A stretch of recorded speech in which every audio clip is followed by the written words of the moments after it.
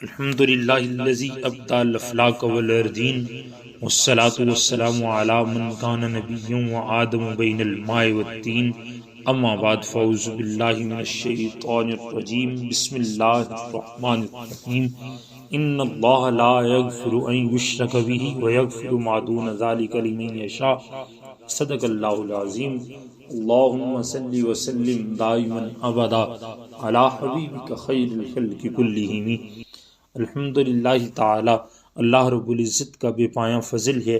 ہماری آج کی گفتگو کا عنوان گناہ صغیرہ و کبیرہ ہے۔ عقیدہ یہ ہے کہ جو شخص کفر پر مرا وہ ہمیشہ جہنم میں رہے گا۔ جو شخص گناہ کبیرہ پر بغیر توبہ کے مر گیا تو اہل حق کا اجماع ہے کہ وہ ایمان پر ہی فوت ہوا ہے۔ پھر اللہ تعالیٰ چاہے گا تو اسے بخش دے گا اور اگر چاہے گا تو اس کے گناہوں کی اسے سزا دے گا۔ یہی حکم اس کے بارے میں بھی ہے کہ جو گناہ صغیرہ پر فوت ہوا، یعنی صغیرہ و کبیرہ دونوں پر فوت ہونے والا ایمان پر ہی فوت ہوا ہے۔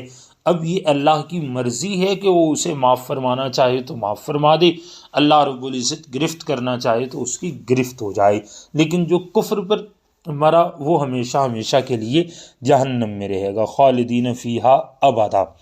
قرآن کریم میں اللہ رب العزت ارشاد فرماتے ہیں ان اللہ لا یغفر ان یشرک بہ ویغفر ما دون ذلک لمن یشاء، بے شک اللہ اسے نہیں بخشتا کہ اس کے ساتھ کوئی کفر کرے، کوئی شریک ٹھہرائے، اور شرک سے نیچے جو کچھ ہے جسے چاہے وہ معاف فرما دیتا ہے۔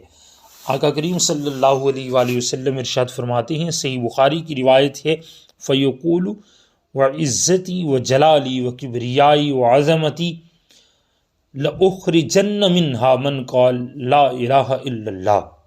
اللہ تعالیٰ ارشاد فرماتا ہے کہ مجھے میری عزت، میری جلالت، میری کبریائی اور میری عظمت کی قسم کہ جس نے ان میں سے لا الہ الا اللہ کا اقرار کیا تو میں ان کو جہنم سے ضرور نکالوں گا، لأخرجن، ضرور نکالوں گا اسے جہنم میں سے۔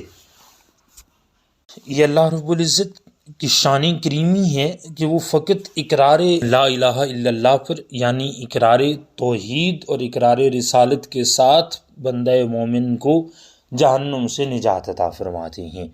اہل حق کے نزدیک جب مرتکب کبیرہ یعنی جو گناہ کبیرہ کرنے والا ہے وہ مومن ہے تو اللہ تعالیٰ چاہے اپنے فضل و کرم سے اسے معاف فرما دے، اور یہ اس کی شان کریمی کے لائق بھی ہے۔ جو احادیث شفاعت محمدی صلی اللہ علیہ وسلم میں وارد ہوئی ہیں تو ان سے بھی یہ بات ثابت ہوتی ہے کہ گناہ گار کی بخشش انشاءاللہ ہو جائے گی۔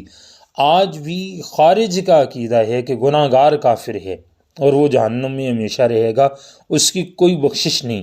اسی وجہ سے وہ مسلمانوں پر حملے کرتی ہیں اور قتل و غارت گری کا بازار گرم کرتے ہیں، جبکہ یہ سری آیات اور احادیث کی نفی ہے۔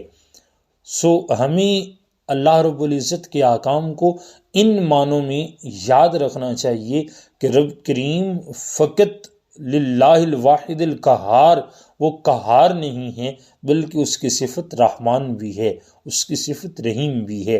وہ پنجابی کا ایک شعر ہے، خدا کریمی کرسی نبی کریمن تے رکھ دے مانے، خدا کریمی کرسی نبی کریمن تے رکھ دے مانے، لطیف جنت دی فکر کیڑی جو دو کریماں دے درمیانے۔